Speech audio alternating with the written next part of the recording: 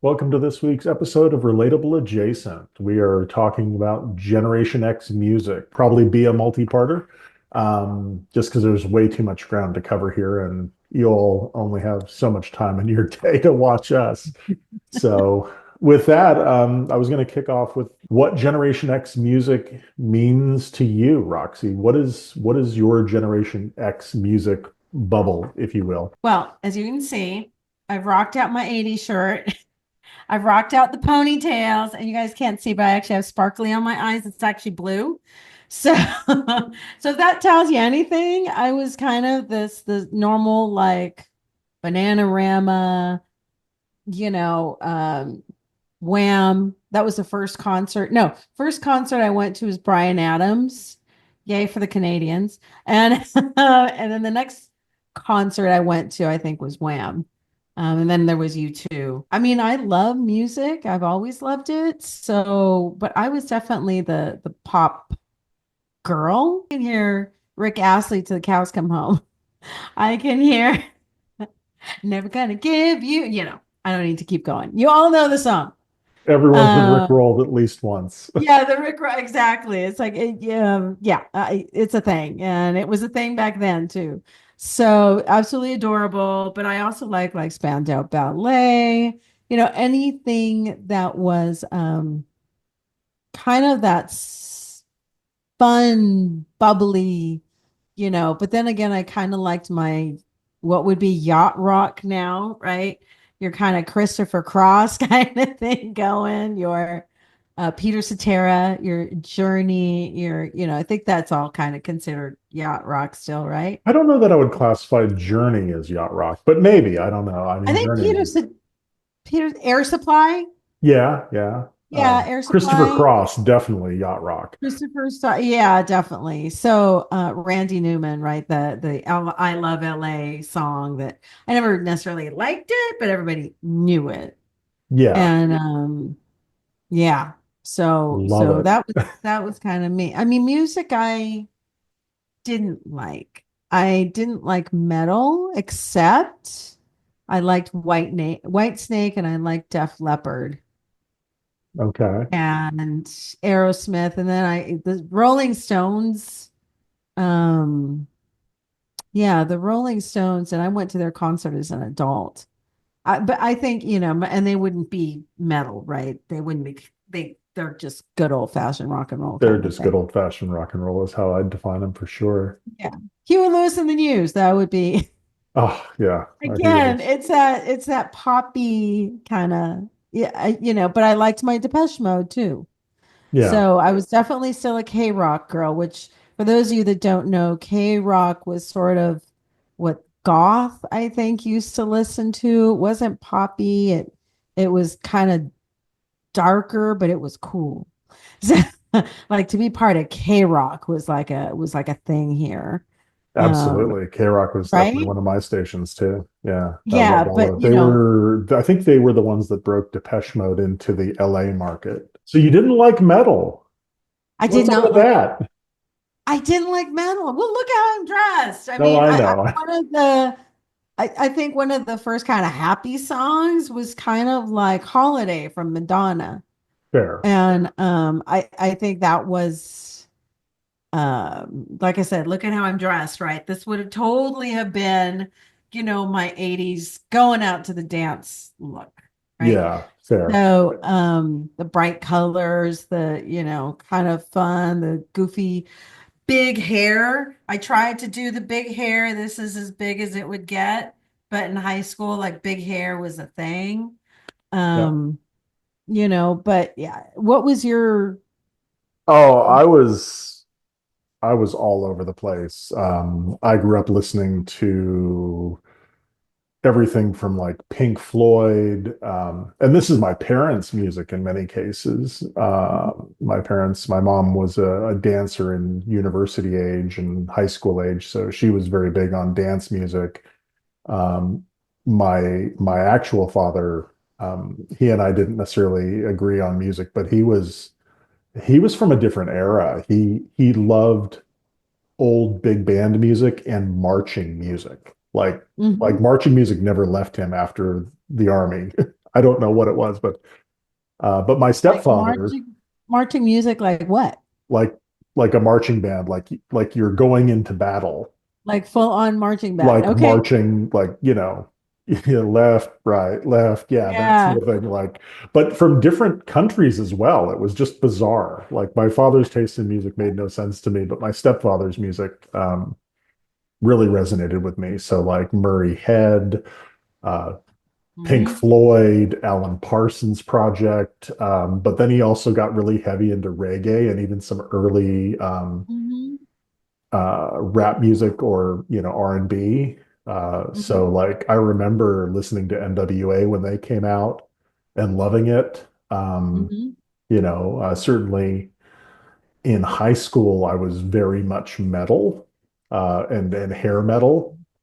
Um, Interesting. You were banging your head. oh yeah, absolutely. I loved a good mosh pit when I was young. Yeah, I would say Metallica is the band I've seen most in concert. Interesting. But it was also part of a persona in high school. Yeah. Yeah. I dressed in all black. See, some things don't change Yeah. um, in many cases, and I really enjoyed metal. I found it really good for my studying, especially when doing math. Oh, interesting. Like I could like bang out some algebra or some geometry if I had metal music playing. I don't understand. Still to this day, if I want to like get through a spreadsheet quick, just turn on some metal and away we go. Really Yeah, it focuses me in a weird mathematical sort of way. I don't understand. But yeah, I mean, interesting. I love Madonna. I wouldn't say it out loud in high school. I loved Wham, Duran Duran in high school. I really wouldn't say Oh that yeah. out loud either because it didn't jive with my persona. Yeah. But I've genuinely, since being a little kid, and even now in modern times, I'm a fan of music. It doesn't really matter the genre. I used to say that I didn't like country, but even now in recent times, like Morgan Wallen and Post Hmm. Malone and some of these that Shabuzi Hmm. track is killing me right now. It's like every day I want to listen to it. But then I'll Ah, I'll cross that with Korean pop music in the very next song. So okay. Kelly's just like you are all over the board. I don't think There, I've heard any, I mean, Korean pop and I used to dance right over in yeah, Koreatown. But I mean they had a K-pop in the little strip mall. But yeah. I never went in, so I don't know. I never listened Yeah. to it. No, so I'm for with you. me, I'm made fun of by some for the fact that I have musical tastes that sit across all genres. High school and being a Gen Xer in the younger years when Gen X music was a thing, Hmm. all of it. Once grunge came out, Alice in Chains was my jam. Nine Inch Nails. Hmm. Oh, still, I mean, Trent Reznor, bloody genius. You liked everything I didn't. Fair. I mean, sort of. Okay, sort of. But I am with you with I love reggae, right? I love Oh, Bob Marley. I like the yes. classics. And I grew up listening. That's why I asked about marching music, because I grew up listening to Glenn Miller. Yeah, And he my father made, was really into Glenn Miller. right. And so he made a march, right, for the army and got into a lot of trouble for it. I love my Ray Charles. I love my Ella Fitzgerald. And like you, like country. I still, Jolene from Dolly Parton is still one of the classics Yeah, for me. I grew up raised by my grandparents, so we had a lot of tangos playing in my house. nice. So, and I got to learn. I remember stepping on my grandfather's feet, like, you dance with your little girl kind of thing. And it was tango, Nice. which were the steps. So I remember Gardell in the house and the classic stuff, but i.e. the ballroom dancing, right? Mm. For those of you that don't know, I ballroom dance. So that's where all of that came from is that love of just, I don't know, it fills your heart with different emotions. It's a language in of itself. I mean, music is a language in and of itself, right? Absolutely. When I was younger, I could sing like Broadway songs, but yeah.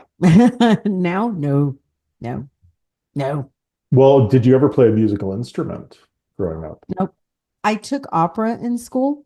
Okay. And so I learned to sing basic opera and I took musical theater for 3 years. So my voice was my instrument. I always wanted to learn to play like violin. But did you learn No, any? no, sadly, I still think about taking up an instrument later in life now. In my household, it was if it didn't help your football career, it had no Uh, place in your life, basically. And it was never really explicitly said, it was just kind of always kind of a given. Everything had to feed back into getting good grades, which was hit or miss depending on the semester for me and the teacher. But then if it helped football, so weightlifting, okay, track and field, okay, wrestling, okay, yeah. music, does it help football? No, don't do it. Don't waste your energy. That's awful. I really wanted to learn the bass, and maybe I will at some point. I was Um, gonna say I totally see you playing upright bass. no, well, maybe not an upright bass, but granted, I could do that and it would look like a violin to me. And this is why I think you'd be very cool playing upright bass. Absolutely, I would be bigger than the bass. Well, I But mean, I upright bass and just electric bass guitar. Truthfully, that too. Yeah. like Flea from the Red Hot Chili Peppers. There's a band that I didn't mention that's probably one of my absolute top favorite bands in the history of the world. And Flea is the heart of the band, as far as I'm concerned, as the Uh-huh. bass player. But also like Les Claypool from Primus. Okay. Uh-huh. His method of slap bass using a thumb to just kind of like literally hit the chords, um, Oh, producing magic in a musical instrument. Yeah, so really just love the idea of the bass, both the stand-up bass and the electric bass. did you like Prince? Loved Prince. Could Okay. never said it out loud in high school, just because I hung out with mostly heavy metal kids. Mm, But no, loved Prince. Still that sad he's talent. gone. So much talent. Yeah, so much talent in his little finger. He Yeah. had so much talent, he became a symbol. Well, that's the interesting part about Prince is that part of his reason for doing that was to basically get out of his contract for the duration of the contract, which was incredibly smart as a business Yep. move. It was a baller move. It's kind of like Taylor Swift in modern times, re-recording all of her music to get her sync license back or master license. I Yeah. forget which, but it's just like, hats off to you from a business perspective. You had big corporate overlords kind of ruling over you, and you didn't want that anymore. So you said, uh, and did it yourself and fixed the problem. So, And those are the artists that you just kind of, Johnny Cash was yeah, definitely still is one of my all-time favorites. Johnny Um, Cash, a boy named Sue. Oh, Written by Shel Silverstein, yeah. you know. Did you ever So, hear Johnny Cash's rendition of Trent Reznor's "Hurt"? mm, I don't remember. I Okay. probably have, but it's not ringing a bell. Okay. Well, Trent Reznor of Nine Inch Nails did this song "Hurt," um, and Johnny Cash reproduced it. And I don't. It's one of those like, which is better, the original or the remake? And I struggle with Mhm. that one. Johnny Cash's version is haunting, absolutely hauntingly beautiful. Highly recommend it. The 80s, there was Emmanuel, which was I don't know who I'd compare him to, but he was a pop star in Okay. Mexico. So you still had like young Ricky Martin Yeah. kind of thing, but in Spanish, right? So you still had these pop stars that you would know that also sang Spanish. But when I did hear Spanish at home, I would hear Nat King Cole sing in Spanish. Interesting. Okay. And yeah, and yeah, there was Nat King Cole that did in Spanish. I want to say there might have been a song in there from Frank Sinatra as well that tried to do a crossover kind of thing.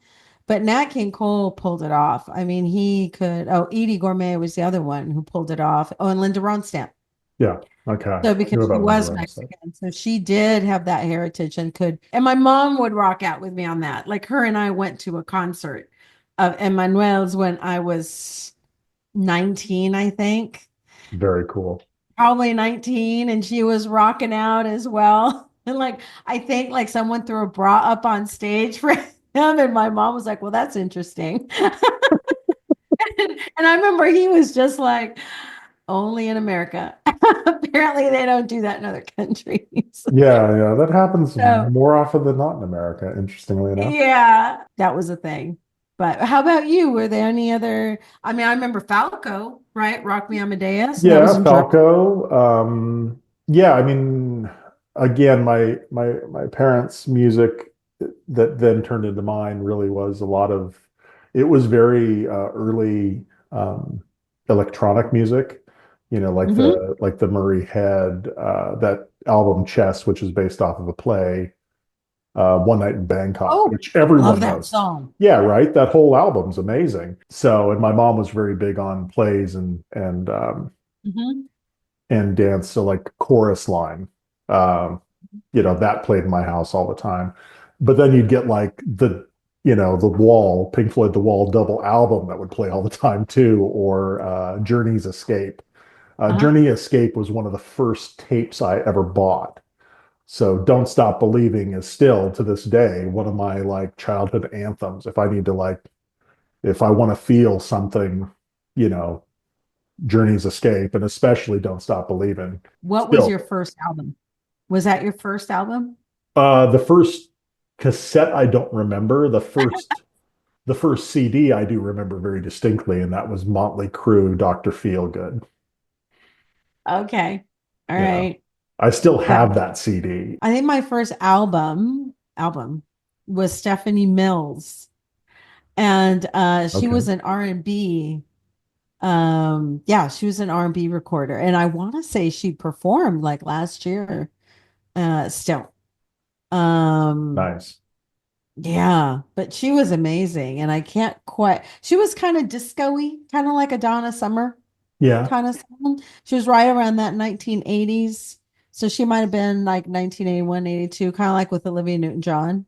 yeah, Was right in there about the same time, but she was your R&B version of, yeah, yeah, definitely. um, Well, now and we what grew up at artists the did end of. you like because of their looks? Oh, geez, now you're gonna get me in trouble. uh, I had a real thing for Suzanne Hoff from the Okay. Bengals. I mean, liked Madonna, not necessarily like attracted to her in a physical way, but just her attitude about it all, just kind of being that open and adventurous. Sade. She Oh, was amazing. Yeah. oh, every aspect of Sade, just gorgeous, gorgeous. Yeah, Velvet.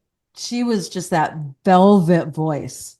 yeah, yeah. No, love Anyone who has Sade. not heard this woman sing, you gotta go hear her sing because the first time you hear her voice, you'll be blown away. She just was like a masterpiece, and I thought she was just as good than Whitney Houston, Yeah, right? no, I thought she was better than Whitney in many cases. No offense to Whitney. Whitney produced some No, no, amazing but different. stuff.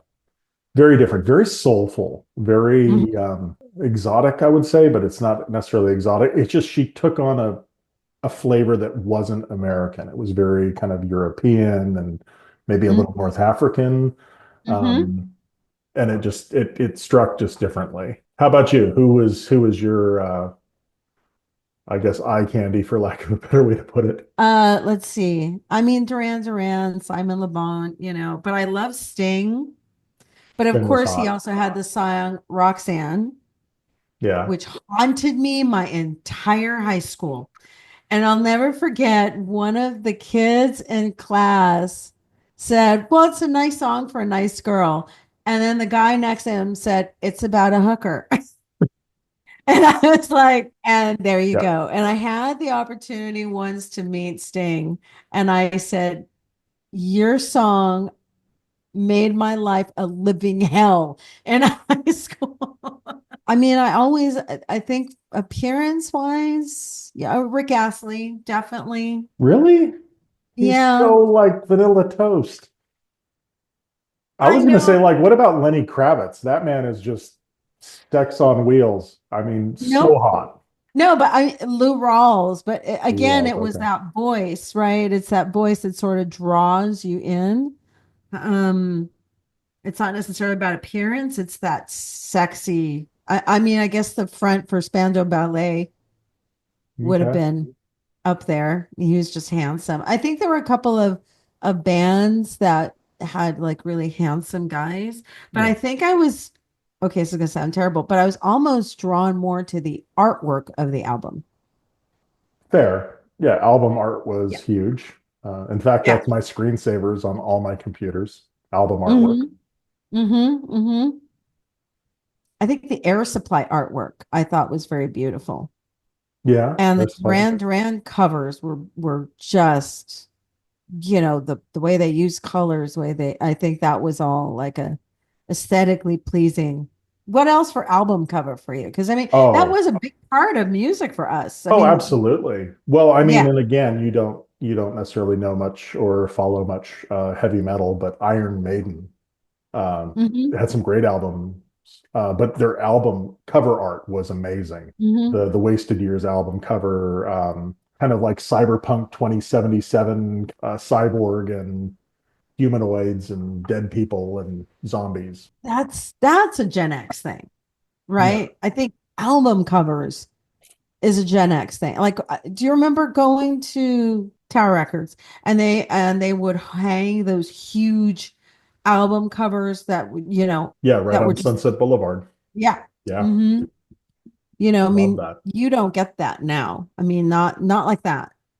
Like it No, was no. art. It was Um, absolutely art. Actually, I have a couple friends that collect LPs and get the perfect frames for the LPs to showcase the art. mhm. It's not like, yeah, I mean, you can obviously get a record player and still listening to an album on a record is Yep. amazing because it's analog. It still touches your soul where Yep. something was lost when it all went digital. Um, Yeah. Digital's super convenient and having million songs on your phone and some Yeah. Beats by Dre headphones are all great, but it doesn't sound the same as it did coming off of an album. But yeah, the album artwork, getting very specific ones. Pink Floyd, The Walls album art. Pink Floyd actually had some really cool. The Dark Side of the Moon album Hmm. artwork for Pink Floyd was amazing with the light coming into the prison and then the rainbow Yep. shooting out the other side. Yep. Um, I was going to mention that one. I yeah, don't like Pink Floyd much, but that album cover I will never forget. It was a fun time to have music, I think. I mean, because we were just still, I mean, Blondie was definitely a thing. Joan Jett was definitely a Joan thing Jett, yeah. still. Hall and Oates was a thing. Well, anything 80s MTV, yeah, it was Right, all our generation for sure. right. Simple Minds was a thing. In Hmm. Excess was a Oh, thing. NXS was amazing. Yeah. There were a couple, I think, artists that just didn't seem to fit. And only in Generation X could they actually have succeeded somewhat because they didn't fit anything. But then you had Bruce Springsteen that was just a good American John Cougar type, Yeah, John Cougar solid Mellencamp. American guy, right? And their songs were great. Highly inappropriate, a lot of them. So, Yeah, there's definitely some songs that if you listen to the actual words and the lyrics, it's quite cringy. well, Jack and Diane, there's a whole a Gen X video rolling around out there somewhere about lyrics that you're like singing along until you realize what the song is really about. Yep. And then you're like, were we really listen? I mean, Jack and Diane seems like such a Jack and and you're singing there and you're singing there and you don't realize what you're singing until you're older and you're like, oh my God. Yep. And our parents just didn't know. I think they kind of snuck in these songs that were kind of like you think they're all innocent and stuff, and then you listen to them later, and you're like, "Oh no, they weren't," but they kind of hid. Yeah, they And hid in plain sight. Yeah. like poetry, because you have the simple pop, right? That is just like Rick Astley. They're not deep. Um, "Wake Me Up Before You Go Go" is not a deep song, right? no, it's definitely not. "Freedom" is. Well, Freedom is. Freedom's a great song. It is because you're so used to just sort of singing along that you don't Yeah. really analyze what it is that you're actually, how beautiful the words might be. Yeah, true. I would say Journey fits into that. Oh yeah. Mm-hmm. Again, Journey Escape, one of the most perfect albums of all time. I would say Red Hot Chili Peppers also falls into that, even though a lot of people would argue that the Red Hot Chili Peppers, Anthony Kiedis is just speaking gibberish uh, in many cases. But it's like, well, hey, it may be gibberish, but it's also pretty. It is telling a story. But yeah, You know, I don't know. How about you? I think you name the ones that I would agree with. I mean, if I do time after time with Cyndi Lauper, that one always Yeah, it got was me. gorgeous. Yeah. I mean, there's certainly albums that fit that description, like Yeah. Alice in Chains, Jar of Flies is an amazing album, and it's very poetic, very Hmm. dark and sad. And it's like if you want to Yeah. feel sadness, yeah, Jar of Flies. Um, Yeah. I remember Yeah. listening I to that think whole one Johnny after my father Cash. died. Yeah, Johnny Cash Oh, has some really? real downers. Yeah. Um, Yeah. but when you just really, really want to sink down into that for a minute and just kind of stew in that Yep. sadness, which we all need Yeah. to do sometimes, sadly. But it helps. And maybe not even the sadness, but I think there's a beauty in it. I mean, you can get a beauty from like Prince if you just look at the music Yeah. in and of itself, right? And just the music. It's like Stevie Ray Vaughan. I never thought his lyrics were all that great, but the music is great. Yeah. Um, and Oh, other so, than Bob Seger. oh yes, Bob Yeah. Seger. Hello. Hello. Yeah. I mean, well, there's so many that we're not going to remember in this time. And, but Bob Seger, like Roll Away with Me, and there's some poetry and also some just deep, soulful music. Yeah.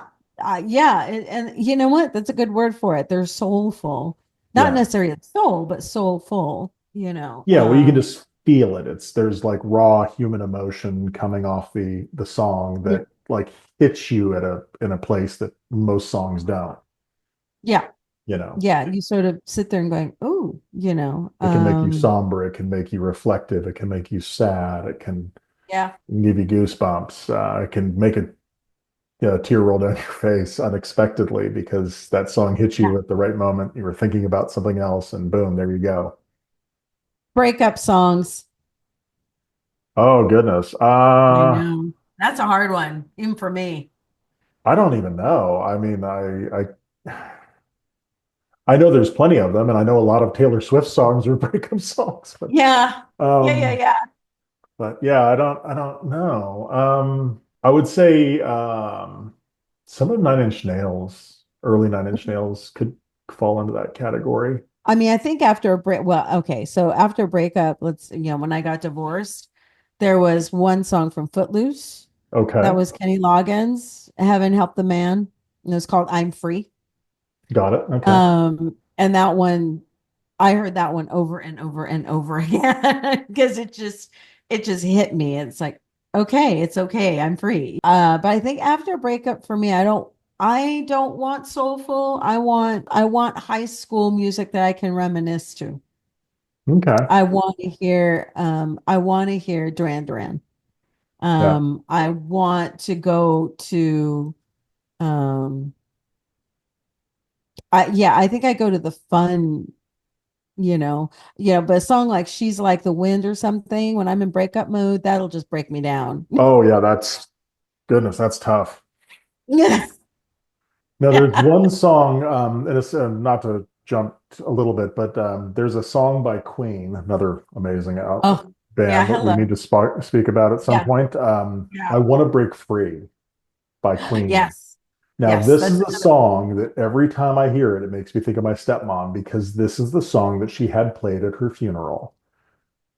And so every time I hear it, every time, no matter where I am on the planet, it's like, oh, Ouch.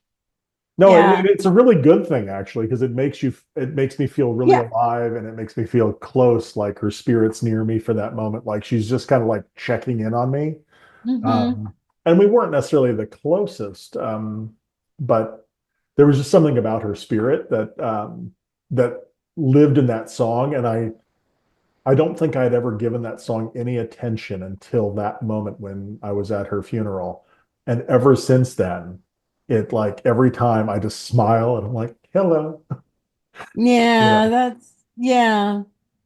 And see, for me, it was my grandparents used to sing this one song in Spanish. It was sung by Andrea Bocelli. It's called Somos Novios, and in Okay, Spanish that sounds familiar. they I love, but leave that song alone. It's one of those where you just don't touch that song. It's kind of like that's the one it was almost like my grandparents' wedding song, but Mhm. it was just something they loved and used to sing together all the time for whatever reason. It was like their song. And so whenever I hear it, Christina Aguilera, he sang it Oh, with her, and I just was like nails on a chalkboard. I'm like, leave that one alone, please. There's certain things, just leave it alone. there is the No, it was occasion terrible. though where it is the remake can be better, or at least on par, and that Hurt by Nine Inch Nails and then remade by Yeah, Johnny Cash, definitely one of them. yeah. Another one, actually, which might be surprising, is Redemption Song by Bob Marley. Chris Cornell redid that as a Yeah. live, and I swear Chris Cornell might have actually beat out Bob Marley. He did a live acoustic concert in Sweden that got recorded and published. And that album is magic. He also did Billie Jean by Michael Jackson. Well, Also send me that album. magic. Um, yeah, just wild. Such amazing talent. So sad he's gone. Yeah, they always seem to go too soon. I mean, this is me musing here, but in order to produce that level of art, you need to have some deep, deep trauma, and though you had asked about, breakup songs, a lot of albums are the result of a vicious breakup. Like Hmm. Adele's first album, you think about like No Doubt, Yeah. that who put No Doubt on the map? Gwen Stefani and what's his name broke up, and she wrote like an album of like hatred or Yeah. harshness, and all of a sudden they go big. Yeah. I mean, I just think with our music, for the most part, it was like just, it was kind of like, okay, even if you're unhappy, you're going to get over it. Yeah. Well, music was Um, so big for Gen X. but this was fun. This was a good conversation, I think. Absolutely. Well, I think we'll put it out to the audience then, and we'll see what they have to say. Favorite bands, send us what your thoughts are. Favorite bands and why. If there's any bands you want us to talk to or do a bit of a deep dive on, we'd love to hear about that as well. Please send us your questions or ideas for other episodes around music, what you'd like to hear us talk about, and we'll go from there. Like and subscribe as always. Share us with your friends, and let's keep having a conversation, keep building bridges. And on that Yes, note, yes. peace out. And yeah, peace out, guys.